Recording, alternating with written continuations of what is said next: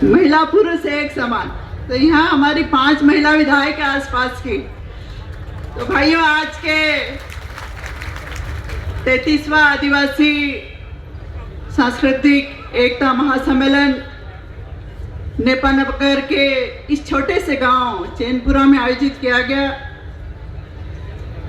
मैं सबसे पहले हमारे देवी देवताओं को नमन करती हूँ और हमारे क्रांतिवीरों को, टंट्या मामा, हमारे बिरसा मुंडा और इसी तरह से सभी हमारे क्रांतिवीरों को प्रणाम करती हूँ, उन्हें याद करती हूँ।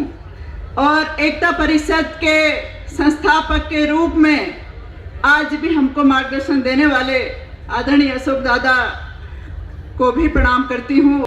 जितने भी पूरे देश से आए हुए एकता परिषद के पदाधिकारी और सभी हमारे आदिवासी भाइयों और बहनों को जय जोहार और जय आदिवासी और आपके को प्रणाम करती हूँ।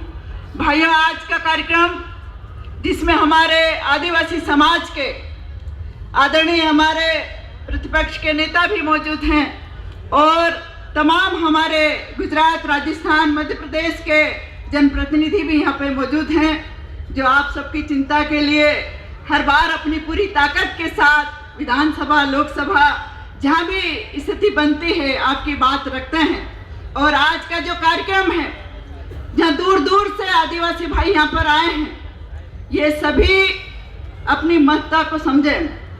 ये सभी आदिवासी भाई पूरे भारत ही नहीं, विश्व की इस धरती के मालिक और मालिक के साथ पर्यावरण को बचाने वाला यदि कोई है तो हमारे आदिवासी भाई हैं।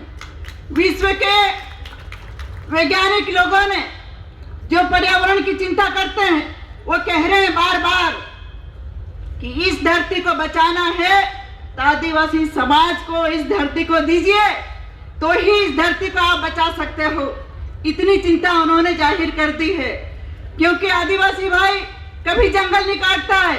इल्जाम जरूर हमारे भाइयों पे लगता है, किंतु कोई और काट के ले जाता, वो कोई बर्बादी करता है और नाम हमारे आदिवासी भाइयों का होता है। ये बड़ी चिंता की बात है। पूरे आज की तारीख में हम देखें कि छत्तीसगढ़ की हंसदेव घाटी में जो जितने घना वन था उनको काटने का आदेश मिला, उसके खनिजों का दोहन करने का आदेश मिला और तमाम बड़े उद्योगपतियों को देने से जो नुकसान हमारे आदिवासी भाई उनके साथ हो, क्योंकि पलायन और वहां से विस्थापित होने वाला कौन है?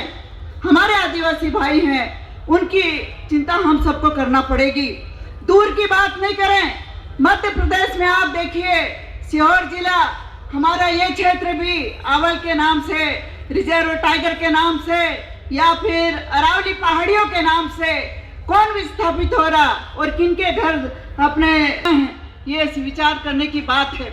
हमारे अशोक दादा ने सही कहा कि हम सब इन सब की लड़ाई लड़ने के लिए पढ़ना जरूरी है। आज की पीढ़ी को शिक्षित होना जरूरी है और शिक्षित होकर अपने अधिकारों की बात हम सब करने लगे हैं, किंतु आगे बढ़ने के लिए हमारे पूर्वजों की इतिहास को देखना होगा, पढ़ना होगा, समझना होगा और संविधान में हमारे अधिकार बाबा साहब जो दे गए हैं, उन अधिकारों के साथ हम लोग लड़ाई लड़ेंगे तो निश्चित हमको मंजिल मिलेगी। क्योंकि ये बड़ा मंच है, पूरे देश से हमारे आदिवासी भाई आए हैं।